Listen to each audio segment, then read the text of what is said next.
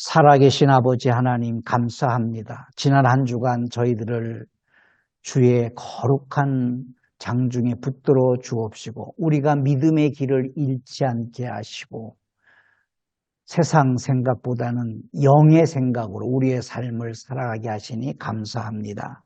하나님, 이 시간 저희들이 겸손한 마음으로 주의 말씀을 상고합니다. 말씀이 그런가 하여 날마다 상고하게 하옵시고 묵상하게 하옵시고 연구하게 하옵시고 암송하게 하여 주셔서 하나님 말씀이 우리 영혼에 새겨지고 우리의 마음과 인격에 새겨져서 그 말씀을 통하여서 성령님 일하시는 역사를 우리가 목도하게 하여 주시옵소서. 부족한 종을 십자가 뒤에 감춰 주시옵시고 오직 성령께서 하시는 말씀을 통하여서 우리가 오늘 이 시간 새롭게 변화되게 하옵시고 그 말씀을 통하여서 우리의 삶의 이정표가 되게 하여 주시옵소서. 예수님 이름으로 기도하옵나이다. 아멘. 부산 감천 문화마을 벽화마을입니다. 감천동인데 문화마을로 승격이 되었고 벽화마을로 이렇게 이름 불려지고 세계적인 유명한 도시가 되었습니다. 자세히 보면은 굉장히 어촌 달동네입니다. 집들이 다닥다닥 붙어 있는데 누군가의 계획에 의해서 집들을 색칠하고 골목골목마다 벽화를 그려서 세계적인, 한국에 가면 꼭 가보고 싶은 부산을 대표할 만한 문화마을로 승격이 됐고 벽화마을이 되었습니다. 저는 이 벽화마을을 보면서 지난번에 요르단에 있는 살트 지역에 가서 커피숍에 가서 커피를 마셨는데 너무 아름다운 전경이 보이는데 도시가 우중충해서 문화마을, 벽화마을이 생각이 났습니다. 여기도 벽화마을로 만들면 굉장히 아름답거든요. 요즘은 아무리 아름다워도 사진을 찍을 수 없다 그러면 아름다움이 아닙니다. 그러니까 사진을 한 장으로 찍을 수 있는 아주 봉긋한 도시인데 이 도시를 벽화마을로 만들었으면 참 좋겠다. 이런 생각을 하면서 기도한 적이 있습니다. 이 두 마을을 보면서 인식의 관점을 생각해 봤습니다. 우리가 프란포기를 보더라도 나무 한 그루를 보더라도 우리가 커피 한 잔을 마시더라도 어떤 여행을 통해서 사람마다 인식의 관점이 다 다릅니다. 인식의 관점은 두 가지입니다. 종합적인 인식이 있고 분석적인 인식이 있습니다. 종합적인 인식은 전체를 볼 수 있는 시각입니다. 분석적인 인식은 그 안에 들어가서 쓰레기를 보는 것이고 나무 한 그루를 보는 것이고 집 한 채를 보는 것입니다. 부분적인 것을 구체적으로 보는 시각입니다. 우리가 여행을 통해서 여행을 하면 프랑스는 어떤 도시인가, 런던은 어떤 도시인가 이렇게 할 때 종합적인 인식을 가지고 있는 사람은 그 도시의 발전 상황, 어떻게 이 도시가 발전해 왔는지, 그 도시의 시민성이 뭔지를 전체를 볼 수가 있습니다. 그러나 분석적으로 보는 사람 시각은 그 도시에 쓰레기가 많고 개똥이 많고 도둑놈이 많고 이런 것들을 보게 됩니다. 물론 우리가 이제 종합적인 인식도 필요하고 분석적인 인식도 필요합니다. 전체적인 산을 보는 인식도 필요하고 그 산 안에 들어가서 나무 한 그루, 꽃 한 그루를 볼 수 있는 인식이 필요합니다. 이런 인식의 관점은 하나님의 약속인 성경을 보는 관점에도 아주 중요하게 작용을 합니다. 성경 전체를 볼 수 있는 종합적인 인식. 창세기부터 요한계시록까지 하나로 볼 수 있는 이 종합적인 인식이 필요합니다.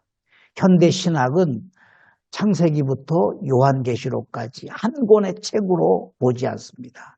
1600년 동안에 40여 명의 저자에 의해 쓰여졌기 때문에 각각 저자를 따로 보고 역사적으로 따로 분리해서 보고 있습니다. 바로 부분적 인식, 분석적 인식으로 창세기는 창세기대로, 마태복음은 마태복음대로, 사도행전은 사도행전대로 이렇게 분석해서 인식하는 분석적 인식을 가지고 있습니다.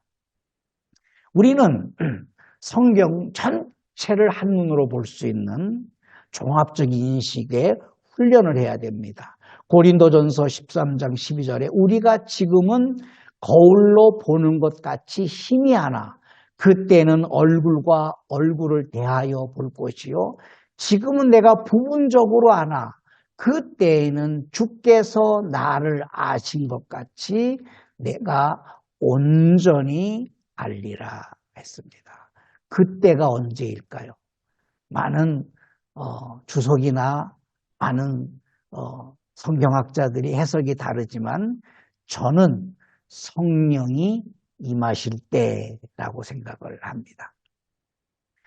고린도전서 13장 9절 10절에 우리는 부분적으로 알고 성령님이 요한복음 7장에 예수께서 명절 마지막 날에 외쳐 가라사대 누구든지 목마르거든 내게로 와서 마시라. 이는 너희가 받을 성령을 가리켜 말씀하셨다 했습니다. 성령이 인격적으로 우리를 성전 삼으시기 전에는 부분적으로 알고 부분적으로 예언하고 예언했으나 온전한 것이 올 때에는 부분적으로 하던 것이 패하여 지리라 말씀하셨습니다. 굉장히 중요합니다. 사람을 바라볼 때 전체를 바라보는 시각을 우리가 가져야 됩니다. 현대인들은 사람을 볼 때 첫 시각, 처음 본 이미지가 평생을 좌우한다고 합니다. 이건 성경적이지 않습니다. 첫 시각은, 첫 이미지는 우락부락하게 생겼을지라도 그를 천천히 그의 인생을 들여다보면 그 안에 하나님의 형상이 있고 하나님의 자녀가 되었고 거듭난 사람이고 하나님께서 그 사람을 통해서 하나님의 일을 하시는 것을 볼 수가 있게 됩니다. 종합적 인식을 우리는 가져야 됩니다. 지난주에 우리가 예수님이 죽으신 날을 함께 나눴습니다.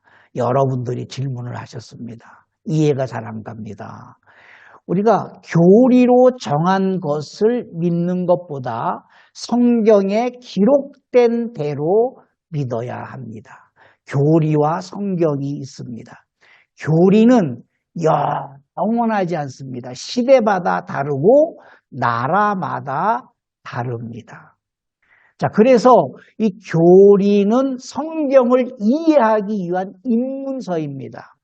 그리고 성경과 위배될 때, 성경과 충돌할 때에는 교리는 폐지되어야 하는 사람의 계명과 교훈입니다. 마태복음 15장 9절입니다. 사람의 계명으로 교훈을 삼아 가르치니 나를 헛되이 경배하는도다. 예수님이 오셨습니다. 율법이 완성되었습니다. 수많은 사람의 계명, 율법을 해석해 놓은 이 계명, 시대적 계명들이 있습니다. 그것이 예수님이 오셨을 때, 율법을 완성하신 예수님이 오셨을 때는 사람의 계명은 폐해져야 되는 것입니다. 마태복음 15장 2절 3절입니다. 당신의 제자들이 어찌하여 장로들의 전통을 범하나이까? 떡 먹을 때에 손을 씻지 아니하나이다.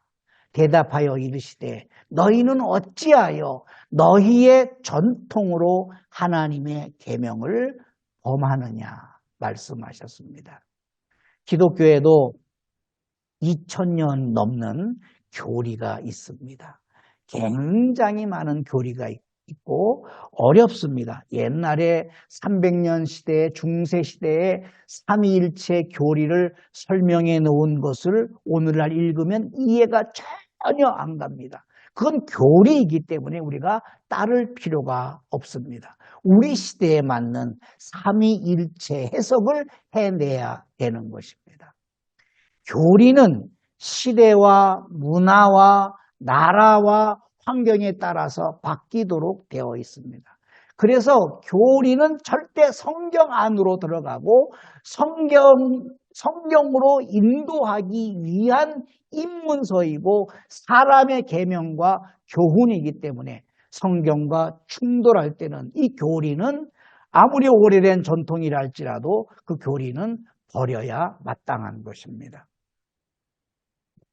우리 기독교와 다른 종교와의 차이가 있다면 뭐 사랑하라, 용서해라, 이웃을 도와줘라 뭐 이런 것들은 다 비슷합니다. 그러나 확연하게 다른 것은 죽음과 부활입니다. 어떠한 종교에도 죽음과 부활을 말하지 않습니다. 오직 기독교에만 예수 그리스도께서 죽기 위해서 이 땅에 오셨고 죽음을 이기시고 부활하셨다. 부활이라는 말을 초대교회에서는 죽음을 이기는 죽음이라고 표현했습니다.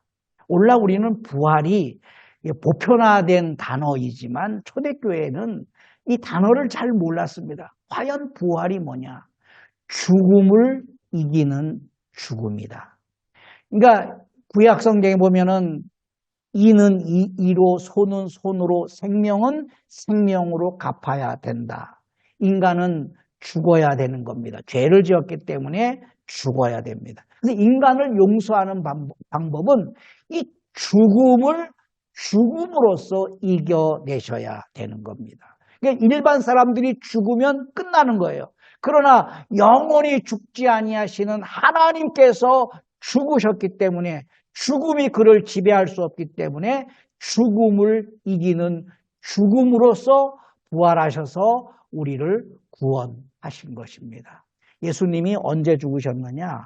안식일 전날에 죽으셨습니다. 언제 부활하셨느냐? 안식 후 첫날 되는 때에 부활하셨습니다. 자, 이거는 기억해야 됩니다. 예수님은 안식일 전날에 죽으셨다. 그리고 안식 후 첫날에 죽으셨다. 이렇게 이것만 우리가 이해하고 있으니까 예수님이 죽으신 날이 금요일이 되는 겁니다. 그러면 주일날 새벽 이전에 주님이 부활하셨기 때문에 하루 반 만에 부활하셨기 때문에 초대교회에 많은 문제가 발생을 했습니다. 안식일 전날에 죽으시지만 그 안식일 전날이 무슨 날이어야 되냐면 6월절 양 잡는 날이어야 됩니다. 6월절 양 잡는 날에 예수님은 반드시 죽으실 것인 것을 구약 4000년 동안에 말씀하고 있었고 계속 양 잡는 제사를 통해서 결국에는 이 양이 우리의 죄를 속하는 것이 아니라 이건 그림자이고 예표이고 이와 같이 메시아께서 인간의 육체를 입고 오셔서 어린 양, 세상 죄를 지고 가는 속죄양, 희생양으로 6월절 양 잡는 날에 예수님이 죽으실 것이라고 예언하신 것입니다. 6월절 양은 모든 사람이 먹어야 하는 생명을 주는 희생양입니다. 6월절은 1년에 7일 동안을 지킵니다. 그래서 7일 전에 준비일에 양을 잡는 겁니다. 그날이 무교절입니다. 양을 잡아서 그 양을 온 식구들이 먹는 겁니다. 예수님이 유월절 희생양으로 말씀하시는 것은 예수님 자신을 우리에게 주셔서 요한복음 6장 53절 55절입니다. 예수께서 이르시되 내가 진실로 진실로 너희에게 이르노니 인자의 살을 먹지 아니하고 인자의 피를 마시지 아니하면 너희 속에 생명이 없다.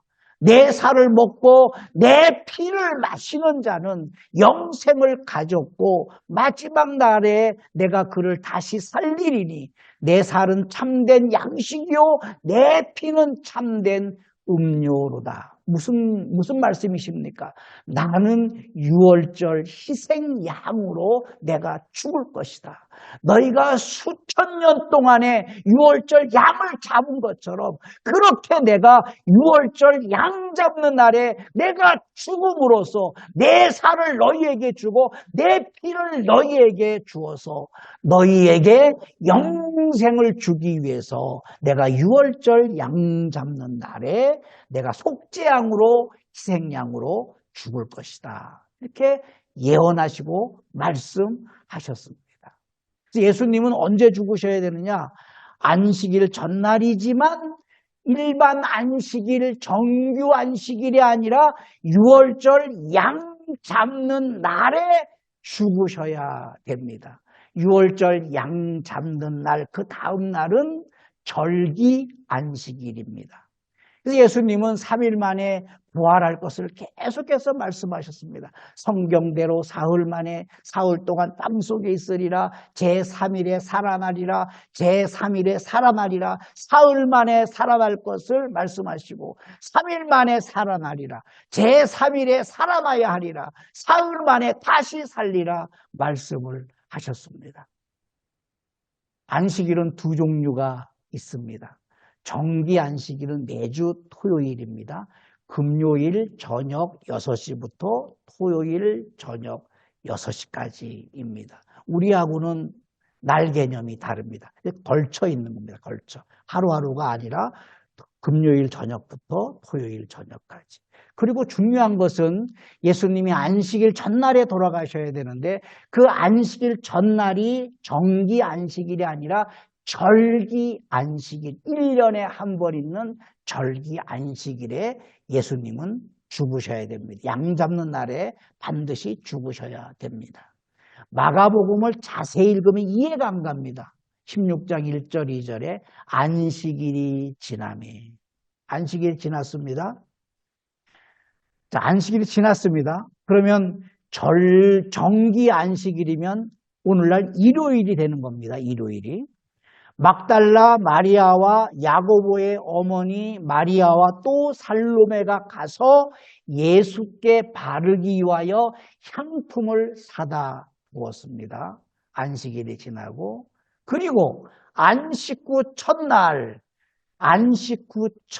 매우 일찍이 해도 될 때 그 무덤으로 가서 예수님께 향품을 발라드리기 위해서 가면서 야, 그 동굴에 돌을 누가 옮길까? 이렇게 고민하면서 갔다 했습니다. 왜냐하면 예수님이 오후 3시에 돌아가시고 그리고 6시가 안식일이 시작이니까 3시간 안에 장례를 치렀기 때문에 좀 불충분하다고 생각을 했기 때문에 막달라 마리아, 야고보의 어머니 마리아, 살로메가 안식일이 지난 이후에 가서 향품을 사다 두었다가 안식 후 첫날 두 번의 안식일이 나오지 않습니까? 첫 번째 안식일은 절기 안식일입니다. 두 번째 안식일은 토요일 정기 안식일입니다. 이겁니다. 자, 정기 안식일 토요일입니다. 이거를 한 안식일로 생각하면 해석이 안 됩니다. 자, 안식일이 지났습니다. 정기 안식일 토요일이 지났습니다. 그러면 무슨 날이 됩니까? 안식 후 첫날 일요일이 됩니다. 예수님이 이미 부활하셨어요. 부활하신 데 가서 또 안식 후 첫날에 향품을 바르러 간다라는 게 그러니까 향품을 언제 사다 두었느냐? 안식 후 첫날 안식일이 지나서 향품을 사다 두었습니다. 예수님은 갑자기 돌아가셨어요. 예수님의 공생애가 3년이잖아요.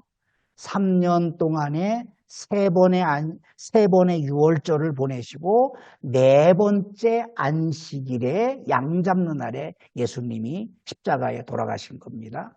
그러니까 누구도 예수님의 죽음을 예언하지 못했습니다. 생각하지 못했습니다. 왜냐하면 예수님을 누가 죽입니까? 예수님 같은 분을 누가 십자가의 죄인으로 십자가에 못 박아 죽이겠습니까? 그들은 아무도 몰랐습니다. 그렇기 때문에 누구도 예수님의 장례를 준비한 적이 없습니다. 예수님이 십자가에 돌아가시고 너무 급박하게 돌아가시고 그래서 여인들이 향품을 미리 준비하지 못했기 때문에 안식일이 지나서 향품을 사다 두었습니다. 우리가 여기서 절기 안식일을 빼버리면 해석이 안 됩니다. 정기 안식일이 지나서 일요일 날 향품을 사다 두었다. 이게 말이 안 되는 겁니다. 그래서 금요일 날 향품을 사다 두었습니다. 당연히 그러면 목요일 날이 절기 안식일이 되는 겁니다. 그러면 목요일 날이 절기 안식이기 때문에 6월절 양 잡는 날이 언제이냐? 수요일 날 6월절 양 잡는 날. 그리고 예비일이 되는 겁니다. 이날에 예수님이 장사 지내고 무덤 1일, 무덤 2일, 무덤 3일에 예수님은 부활하셨습니다. 마태복음 27장 63절 65절입니다. 주여 저 속이던 자가 살아있을 때 말하되 내가 사흘 후에 다시 살아나리라 한 것을 우리가 기억하노니. 3일입니다. 3일. 3일 밤을 지나는 겁니다. 그러므로 명령하여 그 무덤을 사흘까지 굳게 지키게 하소서. 그의 제자들이 와서 시체를 도둑질하여 가고 백성에게 말하되 그가 죽은 자 가운데서 살아났다 하면 후의 속임이 전보다 더 클까 하나이다 하니 빌라도가 이르되 너희에게 경비병이 있으니 가서 힘대로 굳게 지키라 했습니다. 초대교회에 많은 오해들이 있습니다. 예수님은 죽지 않았다. 그리고 예수님 시대의 제자들은 오해를 받았습니다. 그 오해가 뭐냐? 빌라도가 군사를 풀어서 돈을 주면서 예수님의 시체를 제자들이 훔쳐갔다. 그래서 오해를 받았습니다. 요한복음 21장 3절에 시몬 베드로가 나는 물고기 잡으러 가노라 하니 그들이 우리도 함께 가겠다 하고 나가서 배에 올랐으나 그날 밤에 아무것도 잡지 못하였다. 오늘 우리가 이 말씀을 통하여서 함께 묵상할 말씀은 시몬 베드로가 물고기를 잡으러 간 이유가 뭘까입니다. 우리는 시몬 베드로가 물고기를 잡으러 간 이유를 지금까지 이렇게 해석을 했습니다. 베드로는 실패했다. 절망적이다. 그래서 실패하였고 절망했기 때문에 그의 옛 직업을 따라 다시 갈릴리로 돌아갔다. 이렇게 해석을 해왔습니다. 부분적으로, 분석적으로 해석한 인식 때문에 그렇습니다. 우리는 성경 전체를 봐야 됩니다. 마태복음 26장 69절 74절에 베드로가 바깥 뜰에 앉았더니 한 여종이 나와 이르되 너도 갈릴리 사람 예수와 함께 있었도다 하거늘 베드로가 모든 사람 앞에서 부인하여 이르되 나는 내가 무슨 말을 하는지 알지 못하겠노라 하며 앞문까지 나아가니 다른 여종이 그를 보고 거기 있는 사람들에게 말하되 이 사람은 나사렛 예수와 함께 있었도다 하며 베드로가 맹세하고 또 부인하여 이르되 나는 그 사람을 알지 못하노라 하더라. 조금 후 곁에 섰던 사람들이 나와 베드로에게 이르되 너는 진실로 그 도당이라 내 말소리가 너를 표명한다 하거늘 그가 저주하며 맹세하여 이르되 나는 그 사람을 알지 못하노라 하니 곧 닭이 울더라.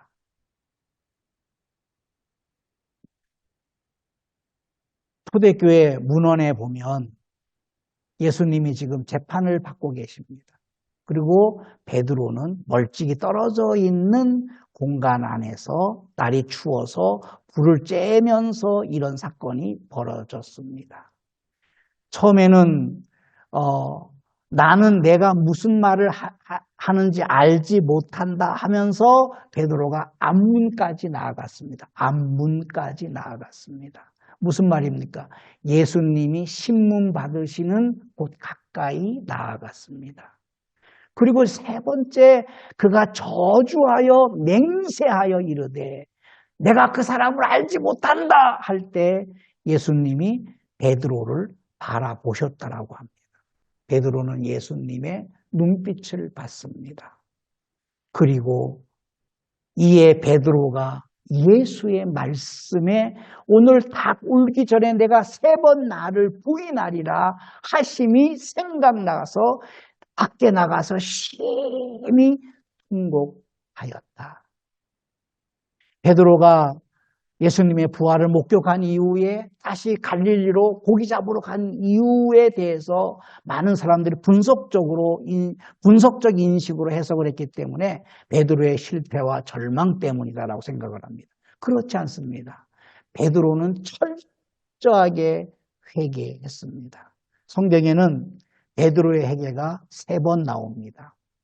누가복음 5장 5절에서 8절에 시몬이 대답하여 이르되 선생님 우리들이 밤이 새도록 수고하였으되 잡은 것이 없지만은 말씀에 의지하여 내가 그물을 내리리이다 하고 그렇게 하니 고기를 잡은 것이 심히 많아 그물이 찢어지는지라 이에 다른 배에 있는 동무들에게 손짓하여 와서 도와달라 하니 그들이 와서 2배의 채움에 잠기게 되었더라.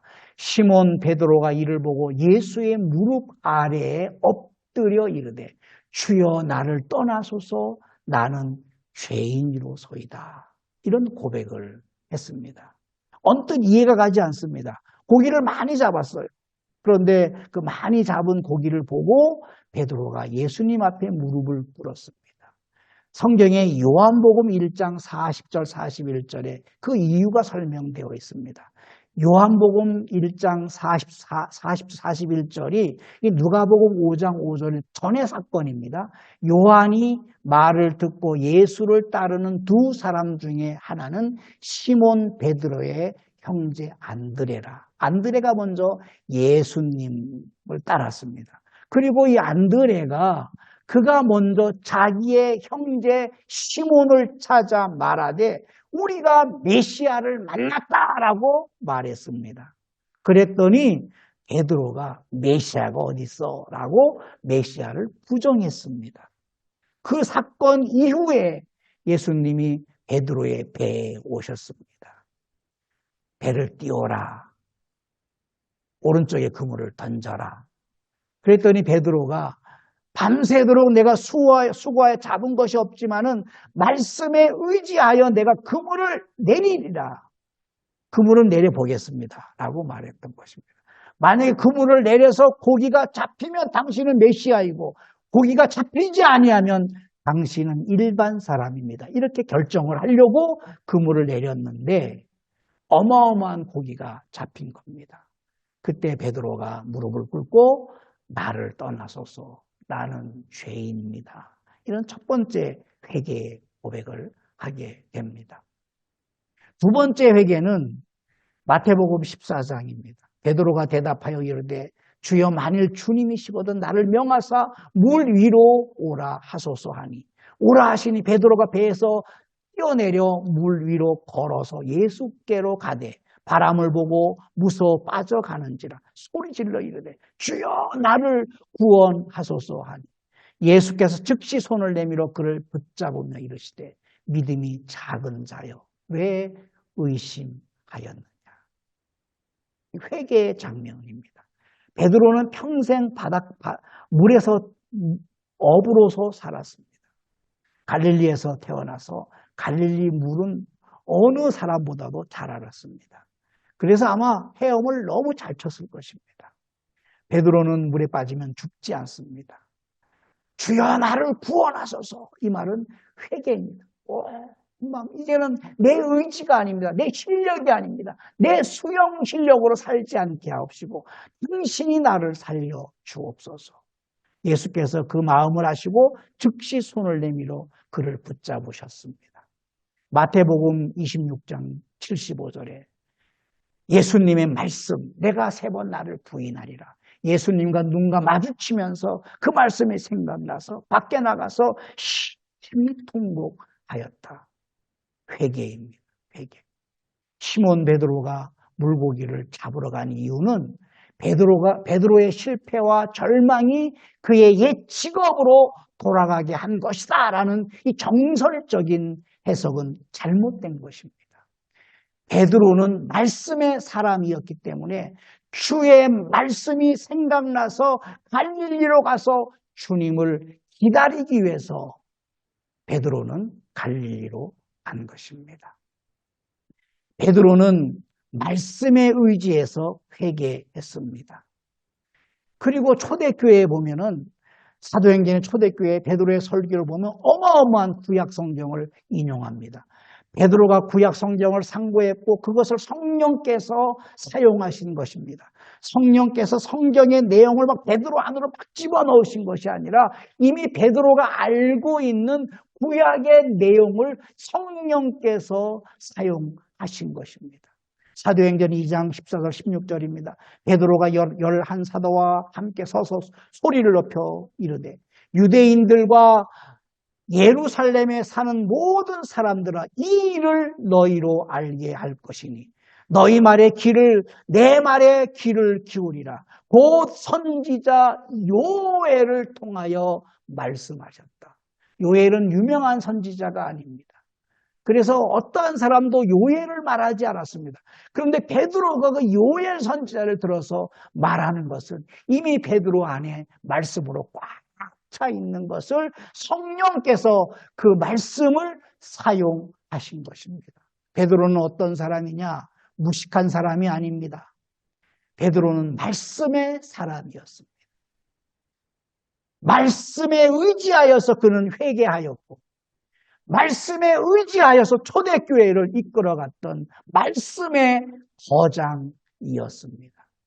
시몬 베드로가 물고기를 잡으러 간 이유는 베드로는 말씀으로 충만한 사람이었습니다. 베드로는 말씀에 의지하여 회개하였고 사도행전의 설교는 베드로가 알고 있는 구약의 내용을 성령께서 강력하게 사용하신 것입니다. 부활하신 예수께서 먼저 갈릴리로 가신다 하셨기 때문에 예수님의 말씀에 순종하기 위해서 베드로는 갈릴리로 간 것입니다. 우리는 다시 해석해야 됩니다. 시몬 베드로가 물고기를 잡으러 간 이유가 뭡니까? 부활하신 예수께서 먼저 갈릴리로 가신다 약속하셨고 말씀하셨기 때문에 그 예수님을 만나기 위해서 갈릴리 바다로 가신 것입니다. 마가복음 14장 28절에 그러나 내가 살아난 후에 너희보다 먼저 갈릴리로 가리라. 그러면 부활하신 예수님을 만나려면 어디로 가야 됩니까? 갈릴리로 가야 되는 겁니다. 마태복음 26장 32, 34절 똑같이 말씀하고 있습니다. 내가 살아난 후에 너희보다 먼저 갈릴리로 가리라.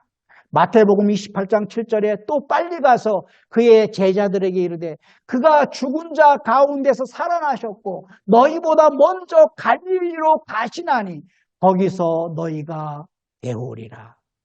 예수님을 만나려면 갈릴리로 가야 되는 겁니다.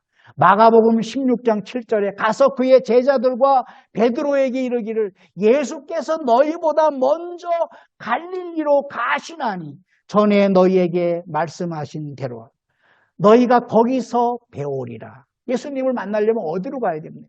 갈릴리로 가야 되는 겁니다. 마태복음 28장 10절입니다. 이에 예수께서 이르시되 무서워하지 말라. 가서 내 형제들에게 갈릴리로 가라 하라. 거기서 나를 보리라. 시몬 베드로가 물고기를 잡으러 간 이유가 뭡니까? 베드로의 실패와 절망이 그의 옛 직업으로 돌아간 것이 아닙니다. 베드로는 말씀의 사람이었기 때문에 주의 말씀이 생각나서 제자들을 이끌고 갈릴리로 가서 주님을 기다린 것입니다. 말씀의 사람입니다. 베드로는 어떠한 사람이냐? 무식한 사람이 아닙니다. 말씀의 사람입니다. 구약 성경에 정통한 사람입니다. 요한복음 6장 67절 69절입니다. 예수께서 12 제자에게 이르시되 너희도 가려느냐? 시몬 베드로가 대답하되 주여 영생의 말씀이 주께 있사오니 우리가 누구에게로 가오리까? 우리가 주는 하나님의 거룩하신 자인 줄 믿고 알았사옵나이다. 구약을 알았다라는 겁니다. 예수님은 우리에게 유월절 양으로 오셨습니다. 희생양, 속죄양으로 오셨습니다. 우리는 그 양을 먹어야 됩니다. 그 양을 뜯어 먹어야 됩니다. 잔인할 정도로 살을 발라먹고 피를 흘려서 문설주에 발라야 되는 것입니다. 요한복음 6장 53절 55절입니다. 예수께서 이르시되 내가 진실로 진실로 너희에게 이르노니 인자의 살을 먹지 아니하고 인자의 피를 마시지 아니하면 너희 속에 생명이 없느니라. 내 살을 먹고 내 피를 마시는 자는 영생을 가졌고 마지막 날에 내가 그를 다시 살리리니 내 살은 참된 양식이요 내 피는 참된 음료로다. 시몬 베드로는 물고기를 잡으러 갈릴리로 돌아갔습니다.